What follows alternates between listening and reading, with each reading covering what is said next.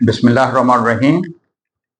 I am Professor Iqtidar Shah to teach you Physics FSC Part 1, Lecture number 2. Topic for today is physical quantities and their units. First of all, physical quantities. What are physical quantities? The quantities which can be measured are called physical quantities. ऐसी quantities जिनको हम major कर सके उन्हें हम physical quantities का नाम जो है वो देते हैं. For example mass, length, time, area, density, temperature and so on. तो ये तमाम क्वांटिटी जिसको हम मेजर कर सकें इन्हें हम फिजिकल क्वांटिटीज का नाम देते हैं. दूसरी किस्म की quantities non physical quantities. Actually वो क्वांटिटीज नहीं, वो बिहेवियर और इमोशंस होते हैं. सच एज वो बहुत खुश अखलाक है. कितना खुश अखलाक है? 2 किलोग्राम? कतई नहीं. तो इसका कोई हमारे पास यूनिट नहीं है. आज वो बहुत गुस्से में है. कितना गुस्से में है? 200 degree centigrade? Not at all. इसका हमारे पास कोई यूनिट नहीं, हम इसको मेजर नहीं कर सकते. तो इस किस्म के इमोशंस और बिहेवियर्स जो हैं इनको हम नॉन फिजिकल क्वांटिटीज कहते हैं. ये हम यहाँ पर डिस्कस नहीं करेंगे. We are only concerned with physical quantities in physics. हाँ, तो physical quantities, those quantities which can be measured are called physical quantities. So these quantities, they are of two types, divided in two categories, base quantities and derived quantities. First of all, base quantities. ऐसी quantity जो independent quantities हो, किसी दूसरी quantity से derive ना की गई हो, किसी दूसरी क्वांटिटी पे डिपेंड ना करती हो, तो इस किस्म की क्वांटिटीज को हम बेस क्वांटिटीज का नाम देंगे. These are independent quantities in terms of which other quantities are defined.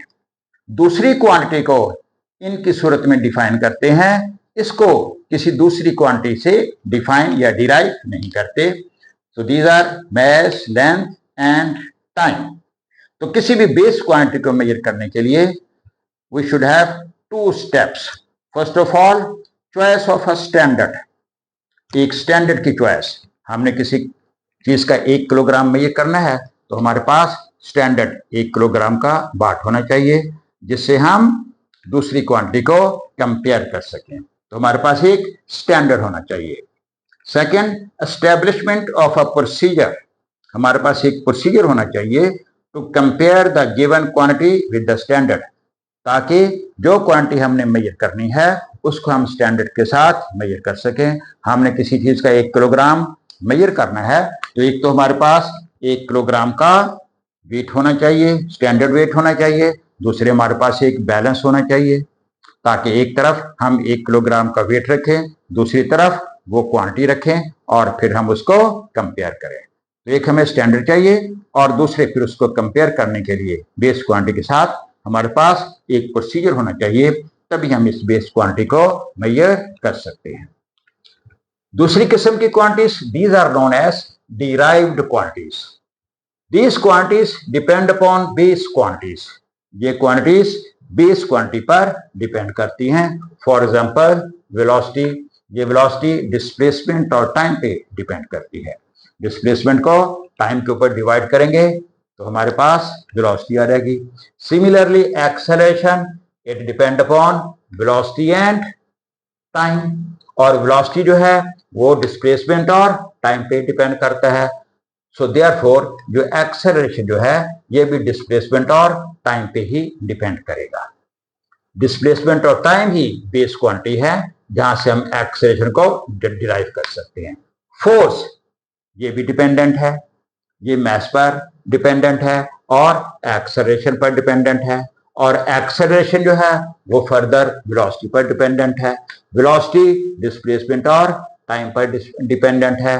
जिसका मतलब कि जो फोर्स है ये मास, डिस्प्लेसमेंट और टाइम, 3 चीजों के ऊपर जो है वो डिपेंडेंट होगा.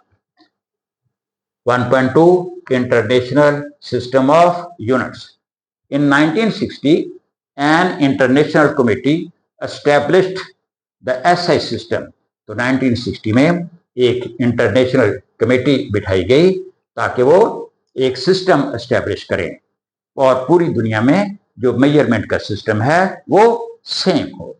तो ये सिस्टम जो है ये दो किस्म के यूनिट्स पर मुश्तमिल है जो इन्होंने एस्टेब्लिश किया, जो इन्होंने डिवाइस किया। एक बेस यूनिट्स और दूसरे डेराइव्ड यूनिट्स। जाहिर है जो बेस क्वांटिटीज है उनके यूनिट्स को हम बेस क्वांटिटीज कहेंगे, बेस यूनिट्स कहेंगे, और जो डिराइव्ड यूनिट्स हैं वो डिराइव्ड क्वांटिटी के यूनिट्स को डिराइव्ड यूनिट्स का नाम जो है वो देंगे।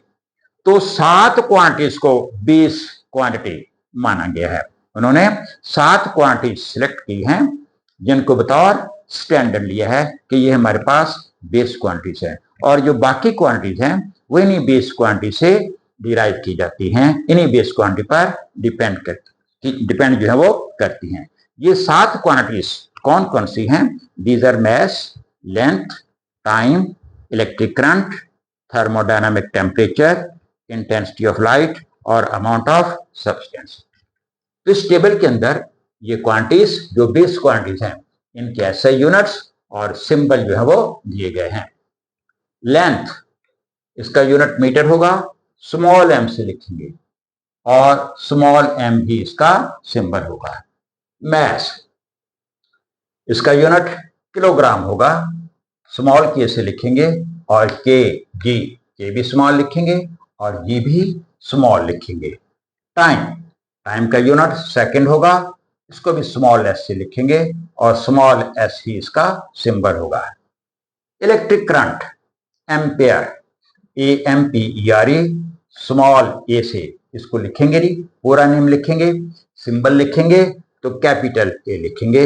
इसका एक बाकायदा प्रोसीजर होता है, तरीकेकार होता है कि कौन सा यूनिट हमने कैपिटल से स्टार्ट करना है और कौन सा स्मॉल लेटर से स्टार्ट करना है, ये आगे चल के डिस्कस करेंगे। हाँ जी, तो इलेक्ट्रिक करंट का यूनिट एम्पेयर होगा जिसको कैपिटल ए से रिप्रेजेंट करेंगे। थर्मोडायनामिक, टेम्परेचर, केल्विन, इसका ऐसा यूनिट होगा और इसको कैपिटल के से लिखेंगे। Intensity of light, candela, small c और small d. Amount of substance, mole, MOLE, ये इसका ऐसे यूनिट होगा और MOL ये जो है इसका सिंबल होगा। तो ये 7 क्वांटिटीज हैं जो बेस क्वांटिटीज हैं और इनके यूनिट्स, इनको हम बेस यूनिट्स का नाम जो है वो देंगे। और इसके साथ ही आज का टॉपिक खत्म होता है। तो प्लीज चैनल को सब्सक्राइब कीजिए ताकि रेगुलरली हमारी वीडियोस जो है वो आपके पास पहुंच सकें और इस तरह से आप बगैर कोई वीडियो मिस करके रेगुलरली आप इसको जो है वो सुन सकें। थैंक यू, अल्लाह हाफिज़।